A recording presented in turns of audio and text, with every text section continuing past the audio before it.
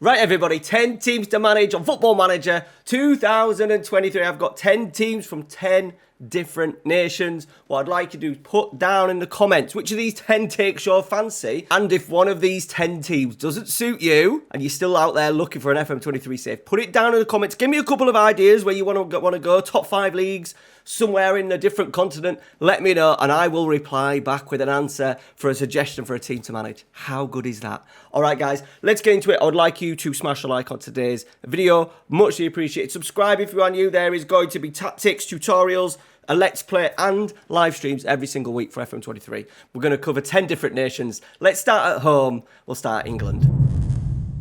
Now, who is this guy? Let me know your thoughts down in a comment. This guy had a massive impact on one former Football League club who have slowly started to come back on the rise. That's right, it's Jimmy Glass. Who remembers this goal? But it's Carlisle 1, Plymouth 1, and if scores stay that way, Carlisle will be relegated from the Football League. They're waiting at the McCain Stadium with bated breath. There is 1 minute to play at Brunton Park. I hope this is accurate news for Carlisle fans' sake. Carlisle have scored in the last minute of their game against Plymouth. We hear that Jimmy Glass, the goalkeeper, has scored for Carlisle at the McCain Stadium. They can't believe it, and nor can we. When he kept Carlisle up in the dying seconds. However, that was the beginning of the decline for Scarborough, and in 2007, they were liquidated. However, just 5 days later, Scarborough Athletic was formed, ground sharing for the next 10 years at Bridlington Town until the club finally went into the new stadium, Flamingo Land Stadium, in Scarborough in July 2017. Furthermore, they are officially back in the game after 16 years. They're finally in the Vanarama National League North. All right, so here's Scarborough now. It's going to be quite difficult, but if you're looking for like a non-league to legend, grassroots to glory, you've got a brand new stadium. You've got a 2,800 capacity stadium, 3G stadium built in 2017. You've got decent players such as Michael Coulson, not bad for this level. Obviously, Jonathan Greening won't be there. He is the ex-Man United, West Brom, Middlesbrough, born and bred in Scarborough. He is the current manager. They are also fan-owned, so that will definitely affect your finances in the game. But if you're looking for a bit of a redemption story, here you go. Get hold of the Sea Dogs, take them back into the Football League so we can finally forget about Jimmy Glass. Now, number 2, we're moving on to Italy. I think the Serie A this season, over the last couple of seasons, has become really competitive. You've kind of got the demise of Juventus. You've got Atalanta strong again, Jose in charge at Roma, you've got Sarri in charge of Lazio, and you've also got the 2 Milans who have won the last 2 Serie A titles. It is very, very strong in Serie A. And I've gone for Sassuolo, mainly because, number 1, the badge, brilliant. Number 2, the kits. Number 3, your key player, Domenico Berardi, one of my favourite players. I wish Man United had signed him this summer, but he seems happy enough and content enough to be the main man at Sassuolo. And interestingly, even though they have been in the league for how many years now? There you go. They've been in the league 1, 2, 3, 4, 5, 6, 7, 8, 9, about 10 years consecutive now. They've never had a finish higher than 6th. That's their highest finish. And obviously, with that being their highest ever finish, they've never actually won a major trophy. If you look at the competitions, honours, nothing. Not even a Coppa Italia, not even a runner-up Coppa Italia. So there is a club to be created, history to be made. Remember, you've in for FM23, you've got your manager sort of like timeline. It'd be brilliant to see how you do at Sassuolo. You've got some fantastic other players as well in the squad. I think the pressure is off a little bit with Sassuolo. I think they'll be looking, managers, the board will be looking for a top half finish. You can quite easily do this and really kick on with Sassuolo. Okay, we're moving to Spain and we have got the oldest club in Spain, 132 years old, and it is Real Club Recreativo. They have found themselves in the 4th tier. The league has done a bit of a restructuring over the last couple of seasons and it hasn't gone well for them. They did actually get relegated from the 3rd tier, so you have to pick them up in the 4th tier. 1889 they were founded. They did find themselves in La Liga a little bit. They are known to be a La Liga club, runner-up in the Copa del Rey as late as 2003. And former players include Santi Cazorla, Martin Caceres, and Florent Cinema Pongole. So they've had a little bit of history there. It's a big one. I love Spain because it's so hard with the finances and how well it's swung towards the big boys in typically Barcelona, Real Madrid, Atletico Madrid. It is so hard to conquer Spain, so that's why I think Spain, if you're really looking for a challenge, I do like as well, the stadium is only 20 years old and it does hold nearly 22,000. I always like to find a club that has the potential to move on.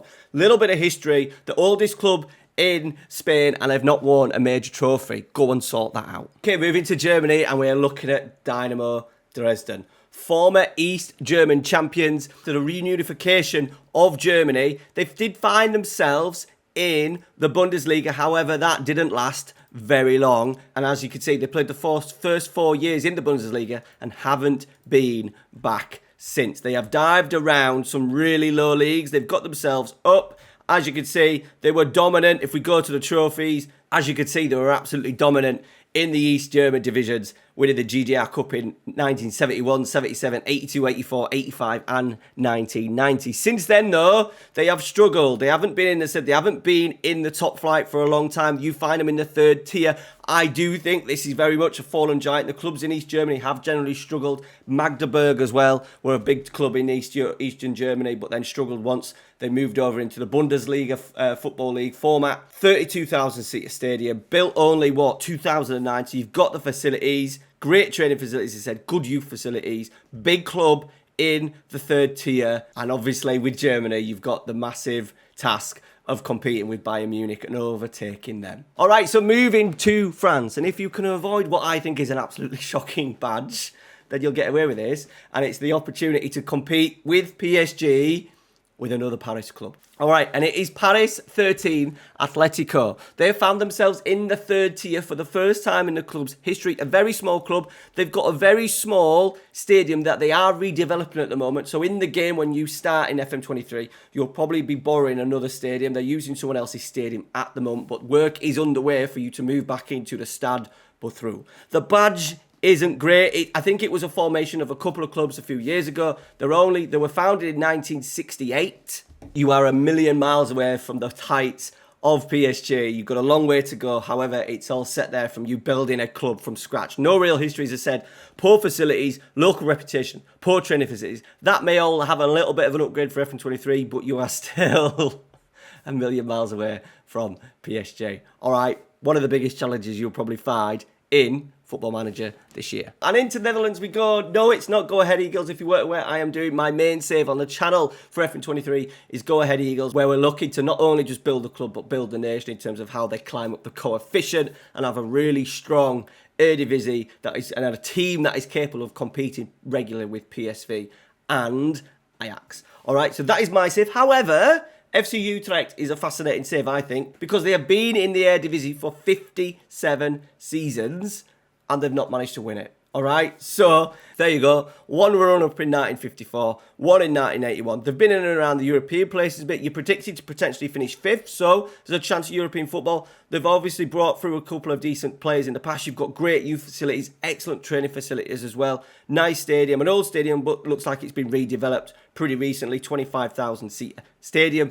There you go. If you want to develop a bit of total football, like I'm going to try and do in my save, Utrecht, a team who have established themselves, obviously, in Eredivisie. 57 seasons is impressive, but yet to win a major trophy. Go and sort that out. All right, moving to Turkey now. Obviously, the Turkish division, the Super League, is kind of dominated between Besiktas, Galatasaray, my streams here for FM23, and Fenerbahce. And obviously, you've had teams like Trabzonspor, current champions, and also Istanbul Başakşehir, who have won it once.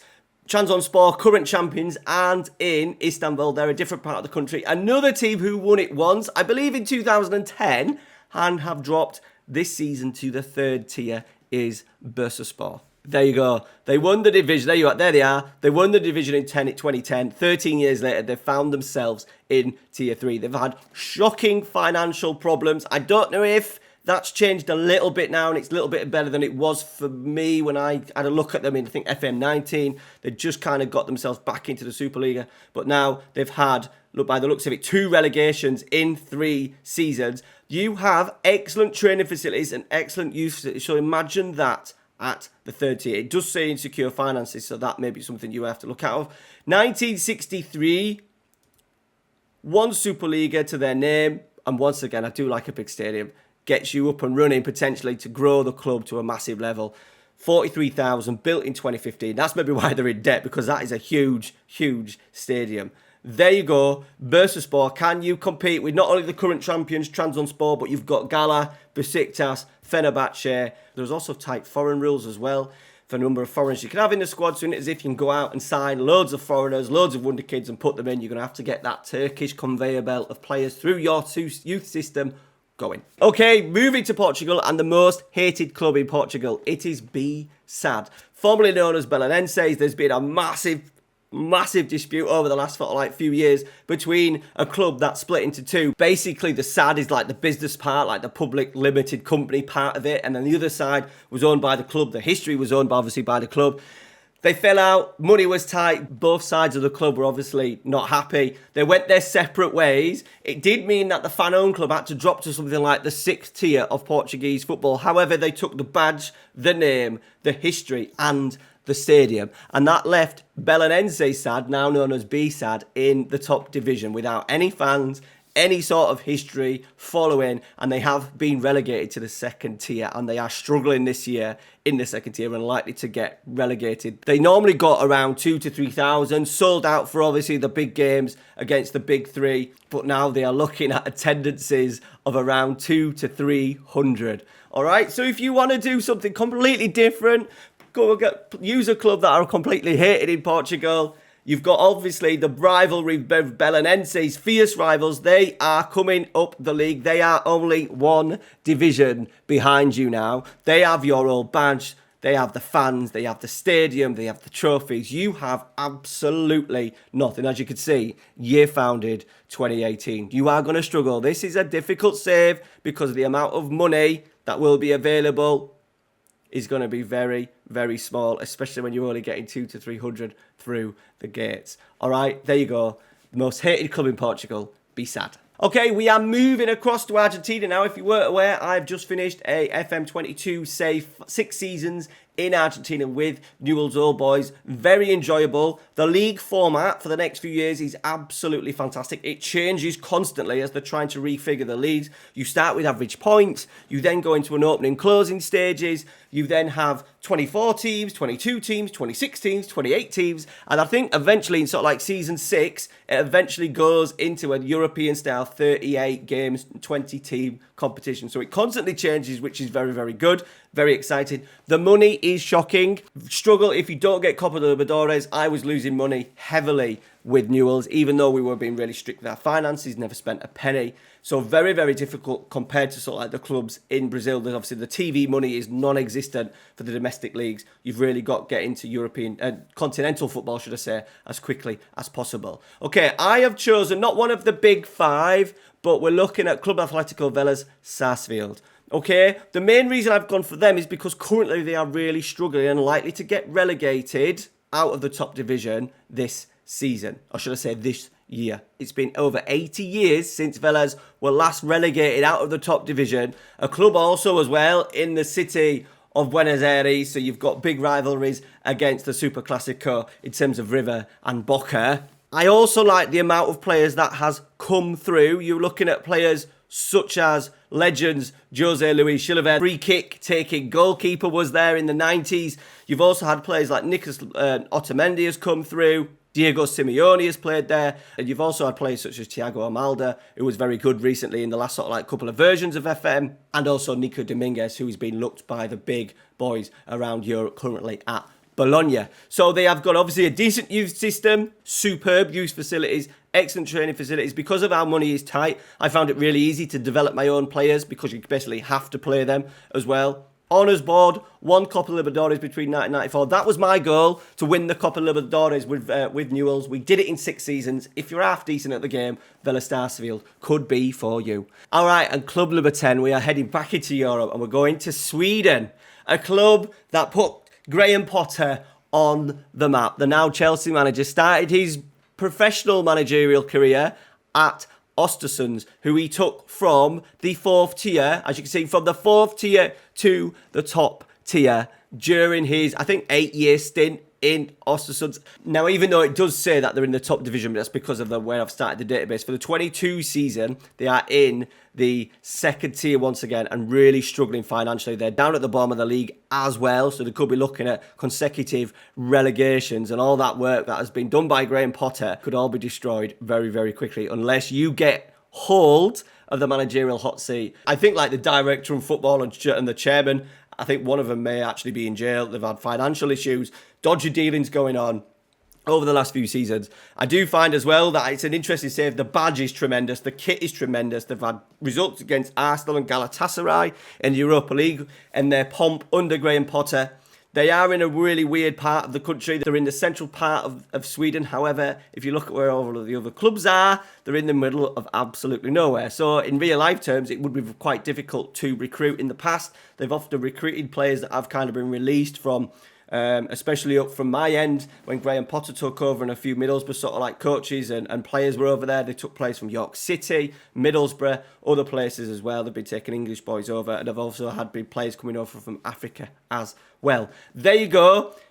A little bit of work. Can you get them back into Europe? Something different. If you're fancying a Scandinavian challenge, starting in Scandinavia, starting in Sweden. There you go. Ostersunds, great badge, great kit. Fallen, not giant, but definitely a fallen team that needs saving as they are on the down. All right, guys, thanks for watching. That is all 10 teams. If you are interested, I have down in the description a link for FM23. You get an extra 5% discount at checkout if you use discount code FM23. Click the link. It supports me.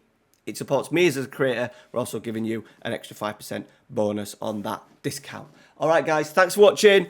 Make sure you smash a like on today's video. Like I said, let me know if one of those 10 teams doesn't take your fancy. Let me know down in the comments where you want ahead, and I will pick another team for you.